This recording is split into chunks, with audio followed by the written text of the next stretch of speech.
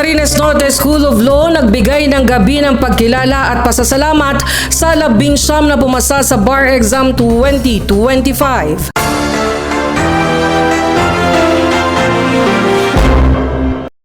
Ipinagbunyi ng Camarines Norte School of Law o CNSL ang pagkakapasa ng 19 na alumni nito sa 2025 bar examination sa pamamagitan ng isang gabing pagkilala at pasasalamat na dinaluhan ng mga dating mag-aaral, mga magulang at kamag-anak, administrador at mga propesor ng institusyon. Nagpaunlak ang mga bagong abogado sa isang maikling media conference kung saan masigla nilang sinagot ang mga katanungan ng mga mamamahayag mula sa iba't ibang media outlet sa lalawigan. Sinundan ito ng isang simpleng salo-salo bilang pasasalamat sa pagdiriwang ng kanilang tagumpay. Ayon naman sa pamunuan ng Camarines Norte School of Law, labis nilang ipinagmamalaki ang tagumpay ng kanilang mga mag-aaral. Sa kabila umano ng mga pagsubok na kinakaharap ng institusyon, nananatili silang matatag at patuloy na gumagawa ng mga hakbang upang mapanatili at maibalik ang programa. Of course, the professors and the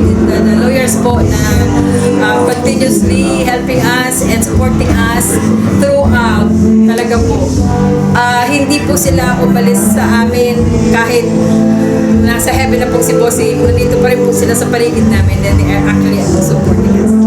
Layunin din naman ng paaralan na muling mabigyan ng pagkakataon ang mga nagnanais mag-aral ng abogasya sa lalawigan, lalo na ang mga nagtatrabaho na at walang kakayahang mag-aral sa labas ng Camarines Norte. Ayon naman kay Marcel Turingan, ina ng isa sa mga nakapasang abogado na si Attorney Christian Abigail Saadra, labis ang kanyang kagalakan at pasasalamat na nakapasa ang kanyang anak at nagpasalamat sa Camarines Norte School of Law at sa mga propesor na patuloy ang pagsuporta sa kanyang anak. Para sa Camarines Norte School of Law, thank you sa mga professors niya. Thank you for being the second home of Abigail for the 4 years na nag-take siya ng Juris Doctor dito. Thank you for the mentorship. Thank you for the assistance and guidance. Thank you. Samantala, isa-isa naman ang naging pahayag ng lahat ng bagong abogado na taos-pusong nagpapasalamat sa Camarines Norte School of Law.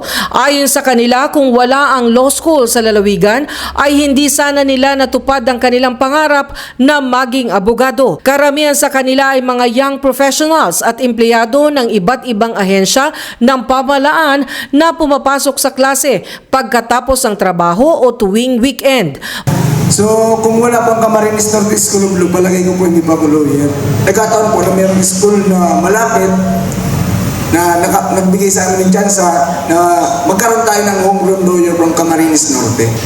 Kung wala po ang Camarines Norte School of Law, para po sa akin, hindi rin po ako magiging lawyer. Patunay umano ang kanilang tagumpay na posible pa ring maabot ang pangarap sa tulong ng dedikasyon, sakripisyo at isang institusyong handang magsilbi sa komunidad.